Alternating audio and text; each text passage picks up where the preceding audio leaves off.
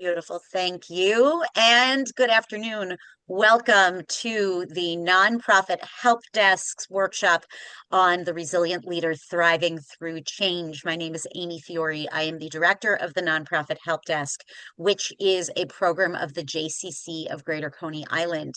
Our job here at the Help Desk is to help nonprofits. Truly, we are here to help you. And if we can advance a slide, I'd love to tell you just very briefly about what it is we do and how do you find out more about us. The Nonprofit Help Desk provides free live workshops, a in-depth archive of past workshops that are always available on our site at nphd.org. We have an active LinkedIn community, and we also offered free expert support. On the next slide, you can see just a smattering of some of our past workshops, intentionally past workshops that we're showing you because all of them are still available to you. So if any of these topics are of interest, or you think that you're challenged with something that your organization is facing that others probably have faced as well, visit us, nphd.org. See if we've already covered the topic. We invite you to take a look at that. And if that is not enough help for you, we truly are a help desk. As you can see on the next slide, we have a variety of topics that we cover with our experts, including your speaker today, including myself, where if you have a specific challenge for your organization that you want some expert support, whether it's in legal challenges, how to set up your 501c3, how can you make sure that your proposals are really speaking to your funders in the way that you may want them to. All of these things are things that we can help with. You visit us at nphd.org. You fill out a very simple form. You tell us about your organization, tell us about your needs, and we can pair you with an expert. Sometimes we'll send you back and say, hey, start by watching this video. We'll then have a common language to work from, but this allows us to be able to help you meet you exactly where you're at. Without any further ado, it is my privilege to welcome Hugh to the Help Desk as your speaker today, talking about leadership, which is such an important topic. We're thrilled to have you and welcome. Hugh, Thank, take it over. thank you so much, Amy. Let me say good afternoon to everyone and Happy New Year. I know some folks say at certain time you got to stop saying it, but this is my first time seeing you, and it's a new year, and so Happy New Year to you. And so today we want to look at the resilient leader thriving through change. I'm not going to say a lot about myself. I've worked for nonprofits. I've worked with nonprofits over the years, and I'm excited to be working with the Nonprofit Help Desk today and working with you. There's a slide here. You'll get these slides that have my website and my name and all that other stuff. You can find out a little bit more about me, but I want to spend our time focused today on the topic resilient, being a resilient leader. And so I want us to begin by looking at this tree that is planted on the side of this mountain, and it has the audacity to have leaves on it. Despite the environment, despite the roots, look at it being exposed, it has the audacity not just to survive, but to be thriving, to have leaves. And it's a very similar way when we talk about the resilient leader, he or she, despite the surroundings, despite what is happening around them, must be able not just to survive, but to be able to thrive through the changes when changes are happening.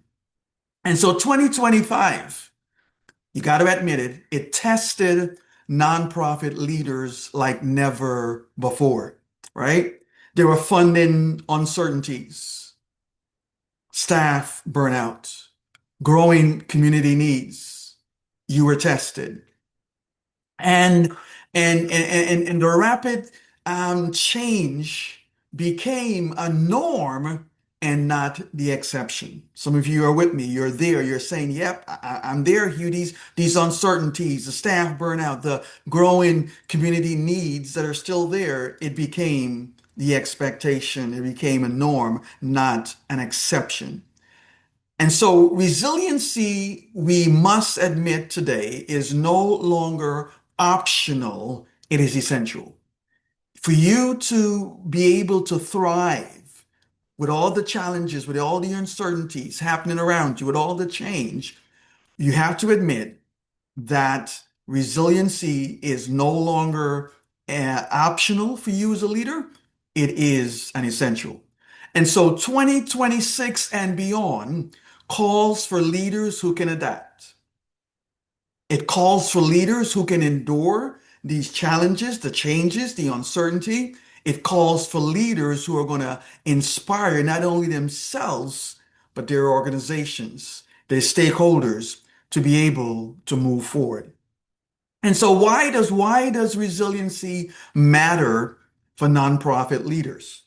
Well, being resilient and resiliency sustain leaders through prolonged uncertainties. And as I said to you, as we started out saying, 2025 was a rough year for nonprofits. We didn't know if funding was coming. Staff were working. You were short staffed, many of you at times, because you didn't get funding to do certain things. Mm. But resiliency sustained leaders through those prolonged uncertainties. Resiliency protects organizational mission and morale. Resiliency, we're going to talk more about mission as we go forward, but resiliency helps you as an organization to protect your mission. We got to keep doing what we said we were going to do. And it protects the morale, the morale of your team to be able to do what you said you're going to do, which is to complete and achieve your mission. Resiliency enables adaptive decision making. When you're resilient, you're not just making the same decisions that you made 20, 30 years ago because it's the decisions you made 20, 30 years ago. You're able now to adapt your decision making to the challenges, to the changes that you are dealing with. Resiliency strengthens trust with your staff. It strengthens trust with your board members. It strengthens trust with your community that you are serving. And so being resilient is an important tool that you must have, you should have as leaders. And so resiliency, and I want you to get this, I want you to get this. Resiliency is not just about surviving. We must get past those days where we're just saying, whoo, we made it through. Whoo, we survived. No. Resiliency is being able to lead forward. Resiliency is being able to recognize, look at this, look at the picture on this slide. Resiliency is being able to recognize that this is a challenge. Mhm. But I have to retool my mind to see it as just what? Change. And change is inevitable. Change is going to happen. Here's a challenge. It's there, but I'm going to see it as what? It's just change. And when you're able to do that, you begin the process of developing the mindset of being resilient, and now you're able to lead forward. And so what I want to share with you today very quickly is 10 ways that nonprofit leaders can remain resilient, ensuring that they are able now to lead forward, ensuring that they don't see everything as a challenge and we gotta, oh no, and no, it's just change. And I'm able to handle it and I'm able to lead my organization through this. And so here are the top 10 things that leaders can do to be resilient, ensuring that they're going to be able to lead their teams forward through the uncertainty, to the challenge, through the change. Number 10, you have to lead with courage and compassion. Number 9, practice personal leadership resiliency. Number 8, foster a culture of learning. Number 7, communicate with transparency and hope. Number 6, build financial resiliency. Number 5, make data-informed, values-based decisions. Number 4, invest in your people, not just your programs. Number 3, strengthen board and leadership alignments. Number 2, Lead with an adaptive mindset. And the number one thing that you can do as a nonprofit leader to remain resilient during these times of uncertainty and challenges and changes so that you're able to lead forward is to stay anchored to your mission. Wow, 10 things. Let me share. Let's take a look at each of these a little bit more. Again, you're going to get these slides. I'm going to move through them. You can save your questions for the end. We have a period there for questions and answer, but let me just share these things with you. I know it's going to lead to additional questions. Hopefully, we'll be able to come back. Let us know, and we can dig a little bit deeper into any of these if we may need to do so. So number one, stay anchored to your mission. And so what I want you to do when you are facing uncertainty, when you're facing these challenges, when you're facing change, you have to take the time to revisit and reaffirm your organization's why. Why are we here? Why are we doing this? And it helps you now to anchor yourself to your mission. And so you have to do it for yourself. Revisit and reaffirm why we're doing what we're doing, and then be able to pass that on to your team, to your board, to your stakeholders, and eventually you'll be able to complete the mission. You're anchored to it, and you're able to move forward. Use the mission as a filter for decisions. Don't just make decisions because of the stress you're dealing with. Don't just make decisions because of the anxiety or the uncertainty of the situation. Continue to focus on your why and use that mission to filter your decisions. We're making decisions to be able to achieve our why, our mission, not just making decisions because of the uncertainty. So continue to do that. And the third thing here I want to say is let purpose guide your priorities during periods of uncertainty. Again, the why. Why are we doing this? What is our purpose?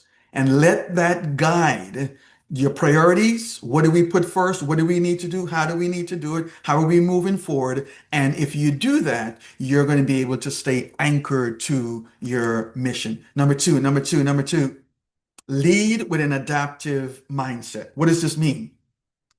Well, accept it, embrace it, that change is constant. We often say it, that change is inevitable, but most times we don't actually believe that. And so when change comes, it kind of throws us off. But you got to get to the point where you realize that change is constant. See the challenge as change. It is just something else. We got to deal with it. And you got to have that mindset. Shift from rigid plans to flexible strategies. Yes, I know you have a 5-year strategic plan in place. Yes, I know you got a 7-year plan in place, but you have to now begin to shift from that rigid plans that you may have in place to flexible strategies. The plan is still there, but how are we going to achieve it? We got to be flexible. And that's where the adaptive mindset comes in. Now you're being resilient. You're not just being rigid. Hey, we got a 5-year plan and we have to stick to it. Yes, we do. But how do we achieve that? Through flexible strategies and adaptive mindset. And then ask yourself the question, what is this moment requiring of us now? This moment, what do we need to do now? Yes, we have the 5-year plan in place, but that's 5 years down the road. What does this moment require of me right now? How do we need to move? What do we need to do to be able to thrive through this uncertainty, thrive through this change, thrive through this challenge? An adaptive mindset. What do you need to do now? And do it now instead of saying, well, it's not within our plans. We didn't say we were going to. I know you didn't. But an adaptive mindset says, we're here now. We have to move through this. And this is how we do it. We're talking about being resilient. Number 3, strengthen board and leaders alignment. The alignment between you and your board, between your leadership team and your board must be in place if you're going to be resilient. What does this mean? Well, communicate openly and consistently. And when you communicate openly and consistently with your board members, with your stakeholders, and with your team, your leadership team, then everyone is on the same page. You're not telling your leaders one thing and telling your board something else. Everyone is on the same page. You're communicating openly, consistently, clearly with them. They're on the same page. And now, if you go back to number one, everyone is leaning into that why. Why are we here? Why are we doing it? And you're able to make sure that everyone is in alignment. Clarify roles during crisis and transition periods. What do we need you to do as our board members?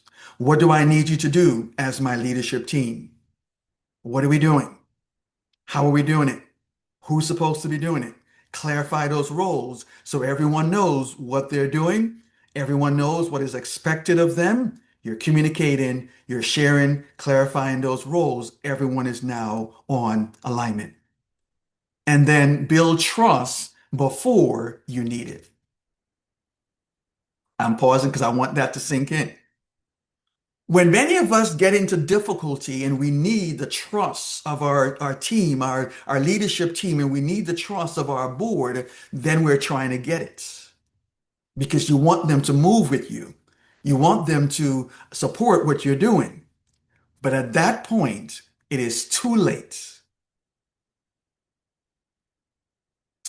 Build the trust before you need it.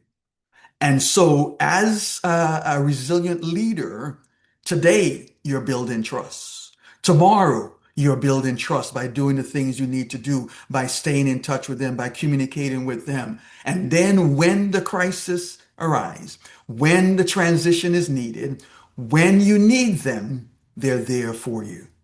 All right, you're with me. You're with me. Number four, invest in your people, not just your programs. This is a big one. This is a big one. It's a big one. Address staff fatigue and burnout. And I know I'm going to hear it. We're a nonprofit. We don't have money. Our staff are burnt out. They're fatigued. They just got to show up and work. No, they don't. Right?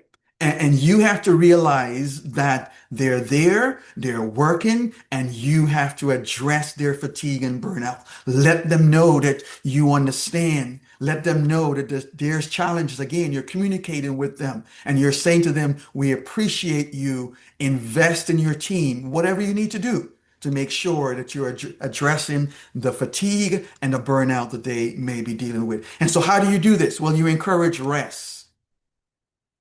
Yeah.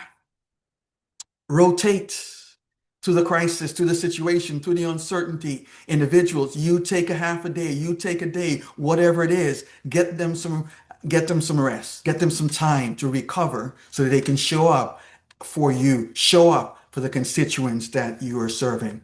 Encourage boundaries, right? Let them set those boundaries. Right now, an example that I can use is technology. And so we can get text messages and emails at 10, 11, 12 o'clock at night. Yes, I know you're in a crisis, but you got to set some boundaries. And we're not going to communicate with you after a certain time, even though we're in crisis, even though we're dealing with these uncertainties. And so you have to be able to help them to set those boundaries so that they can get the rest, so that you can address the fatigue, the burnout. That's what resilient leaders do. And then, of course, you offer the support that they need. Whatever that support may be, it's going to vary by organization. It's going to vary by the individual. And so provide that support. And remember, resilient organizations require resilient people. And so you may be a resilient leader, and you're doing everything you can to be a resilient leader. But if you're not helping your people to be resilient, then you're not going to be resilient as an organization. You may have one or two individuals that are being resilient, but you want everyone on board, moving with you through the crisis, through the situation. Remember, resilient organizations require resilient people. Number five, make data informed, values-based decisions. What does this mean? Well, use the data that's available to you to inform the decisions you're making, to inform your judgment, but not replace it.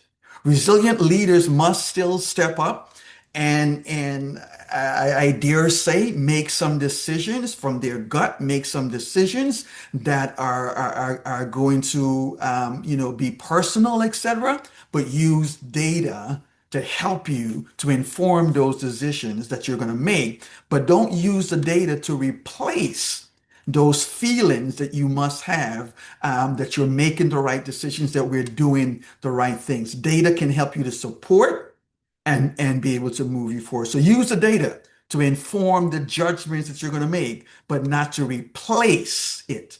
All right. Resilient leaders are going to balance the numbers with the community impact. Yes, we see the numbers. Yes, we see what we're doing or what we're not doing, but you're going to look at how the community is being impacted, the individuals that you're serving, how are they being impacted by whatever it is you are doing. And so resilient leaders try to balance. Here are the numbers. Here's what we're doing. Here's the data. But what is the impact? What is the impact? All right. And then let values shape difficult choices. Mm. And so again, I hope that you are helping your team, the board, your leadership team to remember their core values. And if you remember your whys, you remember your core values, what are our goals, what are our objectives, then those things will shape those difficult decisions that you're going to have to make. You're not just making decisions based on gut, but you're using your values. You're using data, and these things will help you to be a resilient leader. We're talking today about being resilient, the resilient leader, and thriving through change, thriving through challenges, not just surviving. Number six, we're halfway there. Build financial resiliency. All right. Diversify your funding streams. And this is easier said than done, but you have to be able to do it. You have to begin today to say, okay, here, what can we do? We cannot continue to rely on just the federal government. Let's look to the state. We can't just rely on the state. Let's look to our local government, city government. What can they do for us? And so diversify your funding. Look to private funders wherever you may can to get funding. That's what resilient leaders do. They make sure that their finances are also resilient. So diversify if you can. Strengthen reserves where possible. Again, I know it's a nonprofit. Some of you are saying reserves. We don't have reserves, but you got to begin to build it. Begin to put something away. We know the saying, put something away for a rainy day. And that's what you're doing here. So that when the challenges come, when the funding stops coming from the federal or the state or your local government, you're able to say, hey guys, we can make it through for 6 months, for whatever period of time, while we look for some additional resources. That's what resilient leaders do. And finally, they plan for sustainability, not just survival. If you are planning just for survival, you're just going to survive for the next day and for the next week and for the next month. But if you are planning and building for sustainability, then you're putting things in place to say, hey guys, we're going to be around for the next years. If we're going to be around for the next, whatever that period may be, you're saying to them, we are locked in. We're going to keep doing this.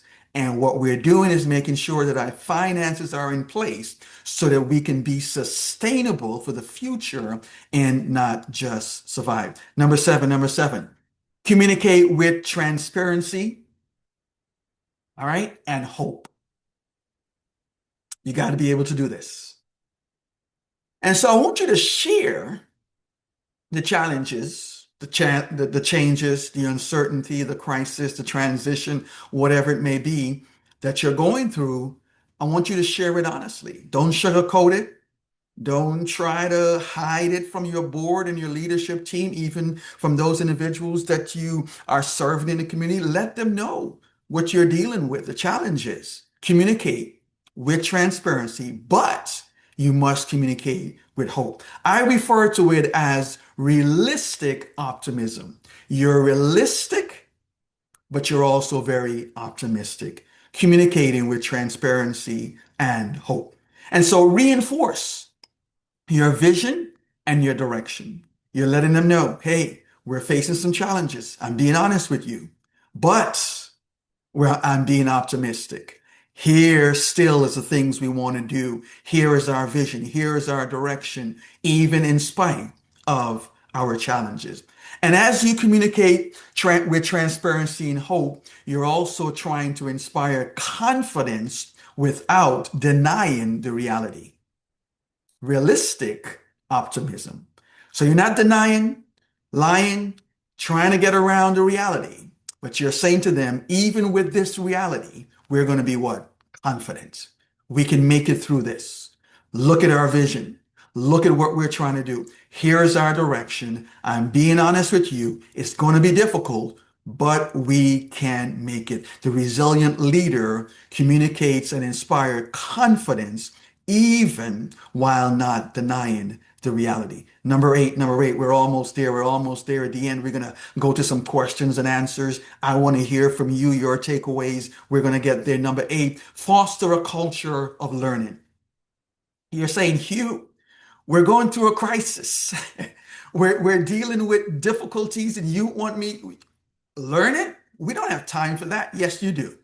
And so normalize now reflection and feedback. Normalize. Individuals taking the time whenever they're going through a situation, whenever they're going through that challenge, that uncertainty, that transition, that crisis. Normalize now for them being able, I call it the pause, being able to pause and reflect and learn. That's what we're talking about. We're not talking about sitting down and going away to a training and spending 2 weeks in Vegas and getting, no, we're not talking about that type of learning. We're talking about learning through the process, and that comes through reflection. That comes through taking the pause. That comes through if we go back to being able to invest in your people and realizing that they're burnt out and helping them to pause and reflect. This is part of that culture that we're talking about now. And it also, we want you to normalize a culture of feedback, of individuals being able to accept feedback. They're learning through this and being able to give feedback. You see it? And so now you're able to foster this culture of learning. I'm learning through this process. I'm reflecting on what I did right, what we did wrong, how are we going to make it through this. And I'm taking feedback and I'm also able now to give feedback so that we can move through this process. And next thing here, I'm going to look at learn from setbacks without blame. A lot of times when we're going through crisis, when we're going through change or challenge, we usually want to blame someone or something. And what I'm saying to you this afternoon is learn from those setbacks without blame. Don't get your team, your board, your leadership team, your rest of your staff into this mindset, into this culture of always pointing the finger at someone else. Well, if they had given us the funding, and if they had said this, and if they had done this, we wouldn't be in this situation. Stop pointing the fingers. Develop a culture of learning. Hey, what can we learn through this situation? It's a challenge. It's change. What can we learn? What did we learn as we moved our way through the process, being able again to take that pause? We're not going to blame anyone, whether internally or externally. You may have to have conversations with someone if someone messed up or whatever. I'm not telling you not to address issues that need to be addressed, but I'm saying to you, don't blame individuals. When you're going through a crisis, you're going through a situation, take the time, move through it, and as you're moving through it, reflection, as you're moving through it, taking feedback, giving feedback as you're moving through it, learn from the setback. All right, what else do I want to say to you here? Treat challenges as opportunities for growth. Yeah, you're learning. Again, this is not a going away for a day or a week for a conference. This is on the job, in the crisis, in the moment. We've made our way through it. We have survived. We have thrived through this particular challenge. And now, what did we learn? It's an opportunity now for us to learn and to be able to apply these things. If this happens again, the question is, what do we do? And that's where the learning culture comes in place, where individuals are able now to say, hey, I recognize this. This happened 2 years ago, and this is what we did.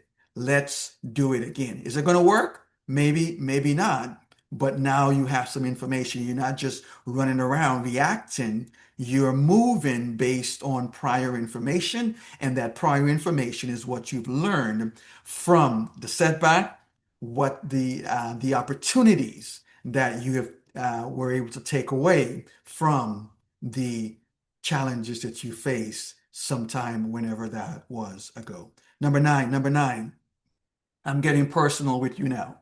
You have to practice personal leadership resiliency. What does that mean? Well, as a resilient leader, you have to prioritize self-awareness and emotional intelligence. Yeah. You have to prioritize that I'm going to be self-aware of what is happening around me and how am I reacting to those things.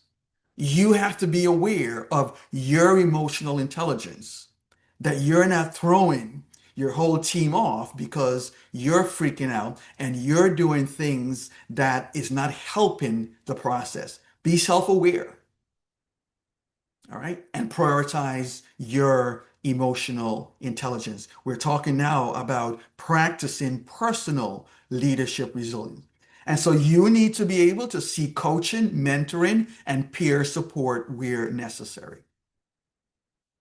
And so seek out as you're moving through these challenges, as you're moving through the uncertainties. The resilient leader is going to practice him or herself. Hey, saying, hey, I need some coaching. I need someone to talk me through this process. Who do I talk to? And seek out. It may be a colleague at another agency. It may be a board member that you're going to reach out to that's going to be able to coach you through the process. A mentoring. Seek out mentoring. Who is it? Is it an old college professor? Who is it? What is this? Who? You need to seek those things out because you're practicing personal leadership resilience. And of course, you're going to seek peer support where necessary. Who's that individual that you can just pause and talk to? Who is that individual that you can bounce things off of?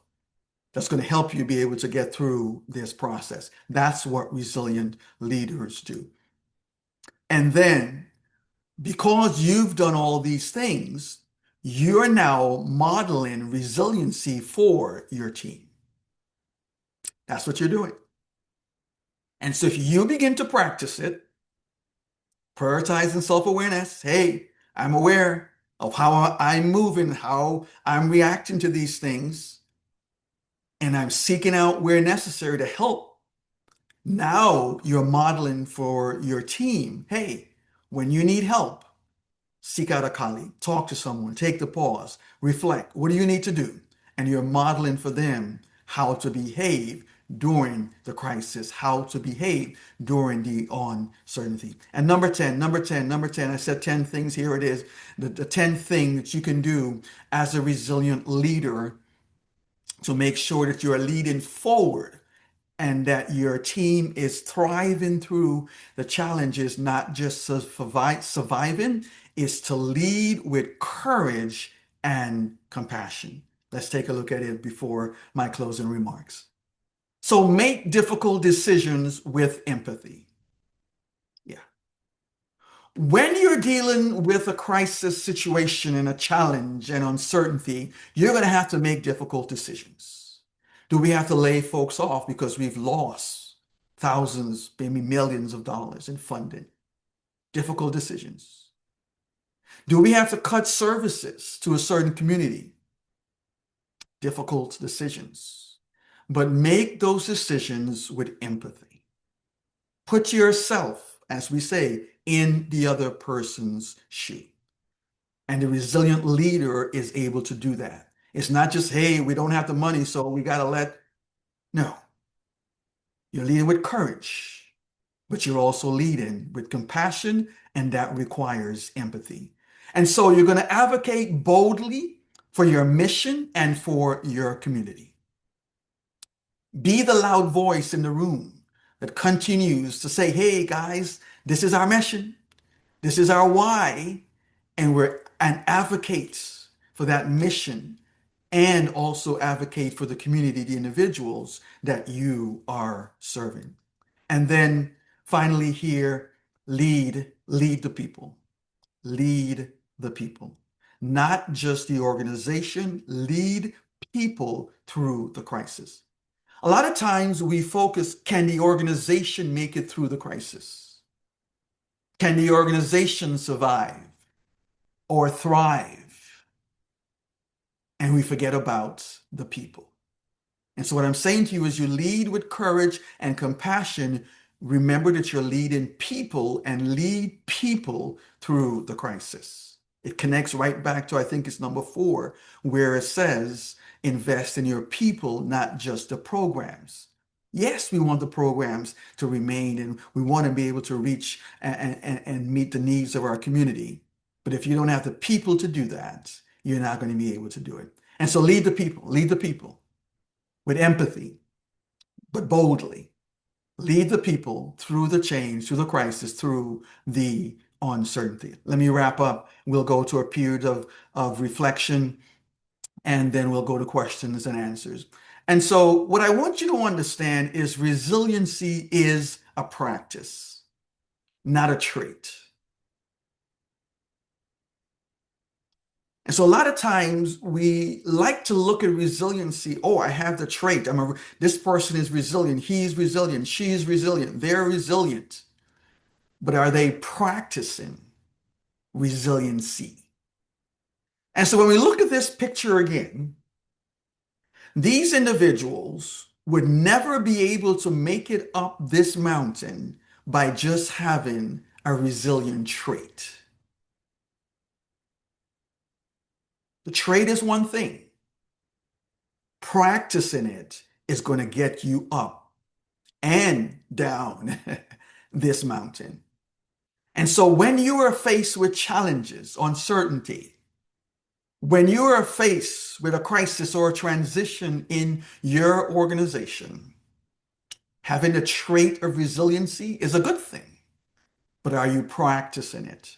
Are you doing those 10 things or some of them or most of them that we just talked about to be able to get up the mountain and to be able to get back down?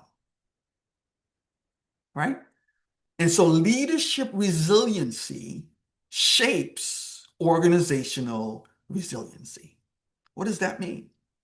Well, if you are resilient as the leader, you're going to shape the resiliency of the organization. You're going to shape the resiliency of each and every one of your team members who buy in and they're with you and you're communicating with them and you're open with them and you're honest and you are sharing with them realistically but optimistically. They're with you and they understand. And they now begin to take on the same level of resiliency. They're building their resiliency. Eventually, they may keep up or even surpass you in their ability to be resilient and be able to move through the challenges. But leadership, resiliency is what shapes the resiliency of the organization. And so the future of your mission, your why, depends on how you lead right now. And we said 2026 is going to require leadership that can inspire and adapt. Mhm. And how you lead right now, mhm, is going to determine your future, whether you're able to achieve the things you set out to achieve. And so as I end, I want to end with this reflection question. You don't have to answer it for me, but I want you to reflect on it. And maybe by the end of today, I want you to be able to answer this question. What is the one resiliency practice that you will intentionally strengthen in 2026? And the key word here is intentional. And intentional means that you're going to not just have the traits or have the book knowledge or have an understanding of it or have a mindset for it, but you're actually going to do it. You're actually going to implement it. And you're going to be intentional about learning, discovering more about it, and then putting it into practice. Why?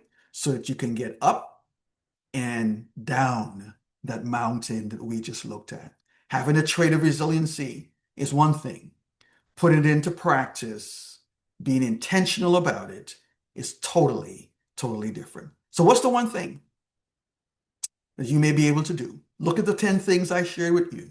There may be more. I'm just giving you introduction. Resiliency is a huge topic. Go Google it, look at it, use AI to get you a list of resilient things, whatever you can do. And then say, hey, this is a couple of things, one thing that I'm going to focus on to be resilient. So as we wrap up, I want to hear from you. Unmute yourself. What is your takeaway? Just 30 seconds if you can, takeaway for me, and then we're going to go to questions and answers. What do you take away from today's presentation? Anyone?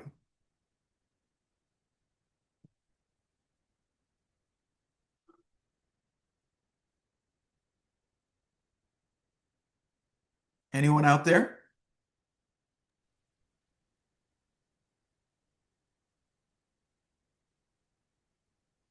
All right. So we're gonna go. I don't want to keep you too long. We're gonna go to our questions and answer. And as I promise you, you're gonna get these slides. Here is some more information about me.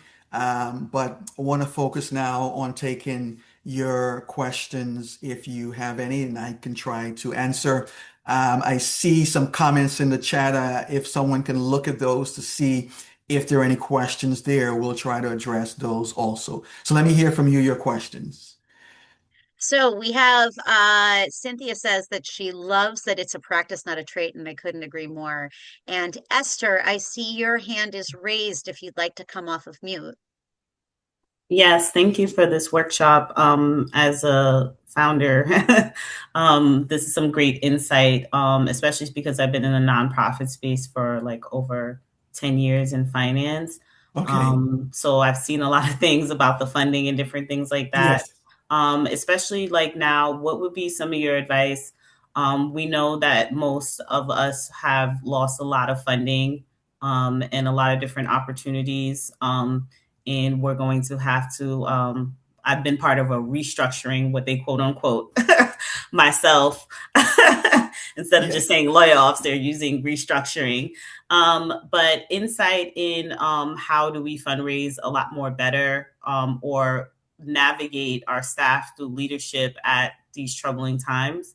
Because I know for a fact that a lot of nonprofits haven't even tried to apply for certain things on a federal level, but we Yeah. know that's going to impact our staff, and any insight would be great. Well, I'm not a nonprofit funding expert. I think if I'm correct, Amy, you'll jump in and tell me Hal, or yeah. say it. There are some classes, some workshops like this that I think deal with funding, and Amy may be able to tell you a little bit more about that. But what I would say to you is, and the key thing you said is some folks have not applied. If you don't apply, then you're not going to get the funds. All right. And so you're going to have to continue to look for opportunities and make the applications. Yes, you're going to have to spend the time, but as they say, you got to spend money to make money. And so I would encourage you to keep looking at the options and to keep applying, keep writing the grants, keep looking for those opportunities at the federal, state, and at your local levels, and don't just give up because, hey, the federal government has cut this. I don't know if it's going to trickle down. No, keep applying, keep looking, and let them say no to you instead of you saying no to yourself. Amy, you want to add anything here? Yeah, it's a very valid point. There are certainly a lot of organizations that don't want to apply for federal funding because of the fear of promising something that goes against the Yeah. organizational value. We understand that too, but what we are also seeing simultaneously and related is there are a lot of funders who are looking to fill in the gap. The best way, the fastest way to find funding always when in crisis and when in not is through individuals and through your network. So, talking about your organizations, identifying your donor prospects, constantly being in touch with those prospects, having conversations with them about whether or not you are applying for federal funding and Mhm. what's stopping you, where you're seeing the gap. Those are really they're important, they're relevant, they're timely conversations right now. And we are the organizations that have been having them for the last year and are continuing to have them. We are finding that they are doing okay. Thriving, maybe not. A lot of organizations are struggling to Yeah. thrive right now, but they're doing okay. So don't be afraid to talk to your donors. This is the time where we get real transparent. Yeah. Yeah. Hugh, you have Thank you. some folks who are telling you their takeaways, like I like the statement, lead with change and compassion, um, or planning and aiming for sustainability, not survival. I totally Yes. agree. Resilience is a practice, not a trait, and let purpose be your priorities. Build trust before you need it. Yes. Another commenter says, I'm an organization that invests in the programs, not the people. So I found your points in this area very helpful. Hugh, I have a question for you. Yes. Yes. For the folks that are on here who are not ultimately in the position of leadership, where they're reporting to a board, reporting to a funder, who may Mhm. not be of the same mentality about boundaries, about giving, space to To renew and pause. refresh. Right. How do you recommend starting to change the tenor of those conversations when the power struggle is there? Yes, and that's a very valid question. What I would encourage you to do is to begin to talk with those individuals about why it is necessary for that pause, why it is necessary for the reflection and the boundaries, etc. And so yes, you're going to hear from them. We're here and we need to be working and everyone needs to be at work and we need everyone here and we need all hands on deck. All of those things are good. And you're going to say to them, we're going to have everyone here, but we not need to make sure that everyone is well. And so I would just encourage you, those individuals who are struggling with that, you're not in the leadership position to make those decisions to say, hey, take the half a day off or come in at 10 instead of coming in at 8 or 9. If you're not in a position to do that, you're going to begin to have those conversations with why it is necessary. And if you can have data and information that how things are going to be covered and nothing is going to be fall through the gaps, take that information with you, share it with the board or whoever it may be, that we're going to be okay. But we need our staff not to burn out, not to be fatigued. And here is my recommendations to how we can do that. It's not going to cost the organization any more money. Assure them that it can be done and services, etc., no additional expenses. But you have to begin to have the conversations. Don't just sit and pout about it or complain about it internally without talking to those folks above you and beginning to what I would call managing up so that you can be able to manage down. Excellent. We have another question Yes. here, I think. Um, so there's a question about the answer, and Esther and William, are asking about the last answer that we gave, the suggestion that I'm assuming the fundraising answer works for larger organizations and not smaller grassroots. Is that what you are suggesting, the fundraising answer? Or the I'll come off answer mute. about, I believe, yeah, if one of I'll you come off mute. doesn't mind coming off mute, please. Yeah. So, yes, thank you so much for this workshop, and certainly, someone who's worked with large organizations and with 45 years of experience, and now a grassroots organization like Esther's. One of the issues I run across here is one is, and I think there might have been hundreds of us on the front line with DYCD about a few weeks ago, about our funding, getting our funding, we provided the service, now getting the reimbursement for our service. Literally, there were people there on that line that had been waiting 3 years for this, right? So I have taken a bold stance, and I have been in touch with my city council person, and I've been in touch with Commissioner Howard. But the issue is I'm saying for me, I'm finding cash flow issues.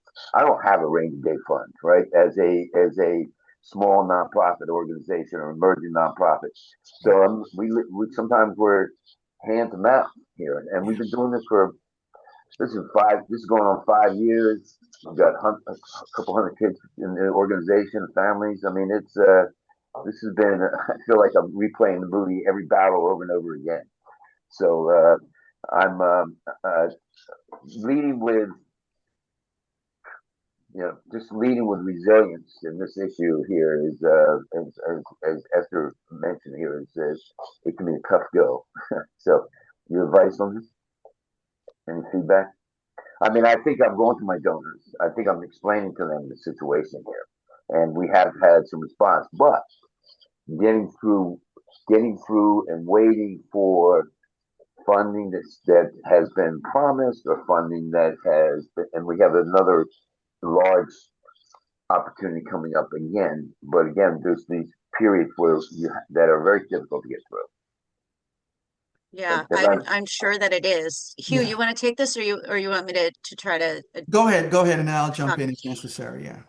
So I agree strongly that diversifying your funding is the best thing you can do, but I disagree, and I've seen it time and again that advice is only good for large nonprofit organizations. I think that assumption is what gets small nonprofit organizations into the mindset that you're stuck in this loop waiting for one funding source.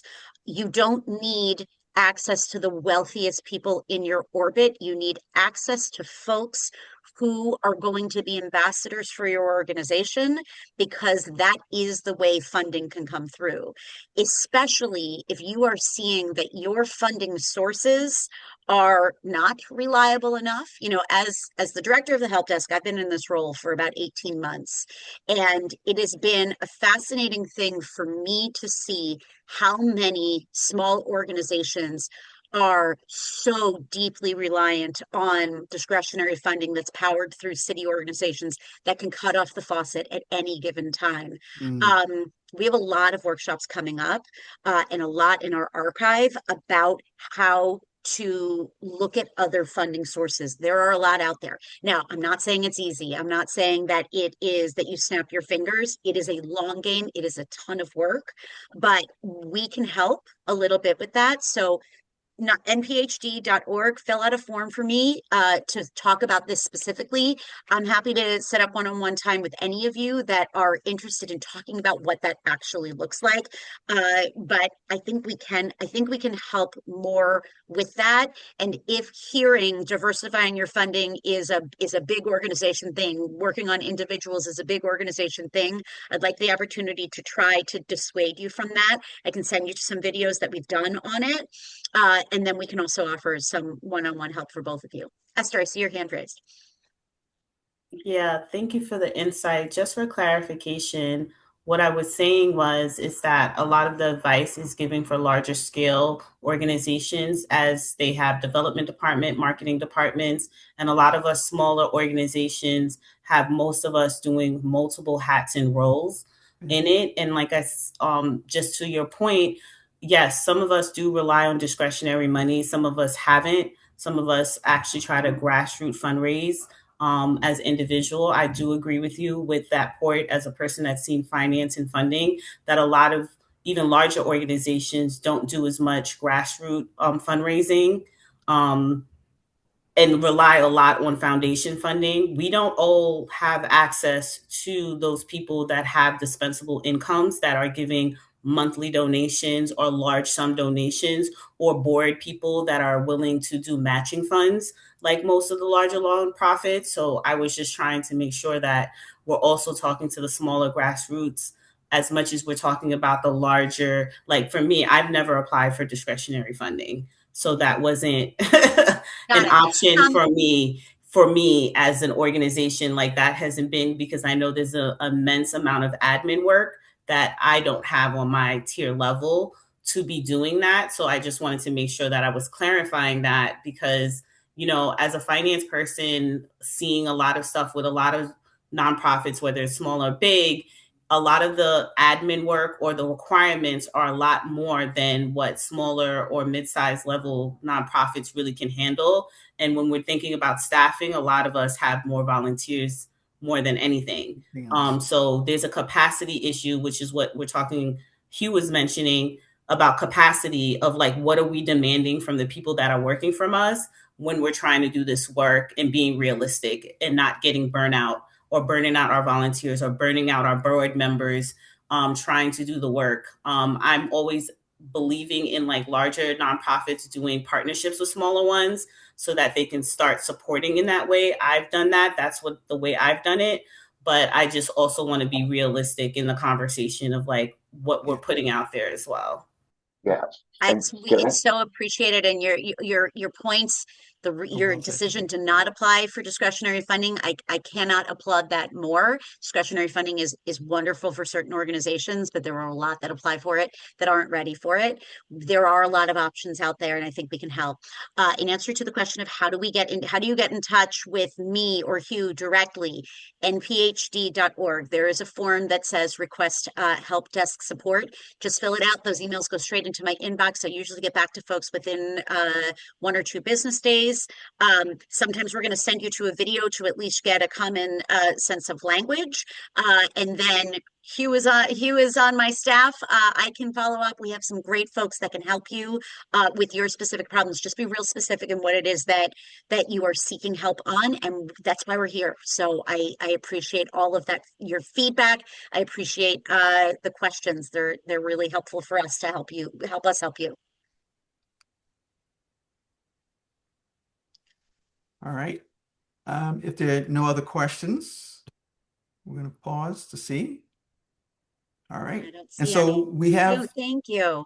All right. So we have this survey. We would love for you to take a chance to scan it and complete for us, to give us some feedback. And we just want to say thank you. It is 12:58. We still have 2 minutes. It is 12:58. And so we look forward, if necessary, to be able to continue to work with you. All right. Amy, I'm going to give you the last word. Just want to say thanks to Hugh, to all of you for being here, for the engaging conversation. We look forward to hearing from all of you and seeing you at the next one. I think we have one next week talking about ethics and fundraising, an excellent fundraising expert who can also answer a lot of these questions too. All right. So there you go. If you're looking, that may be the place that we're going to get you started. Yes. All right. Thank you, guys. Thanks, everyone. Have a good afternoon.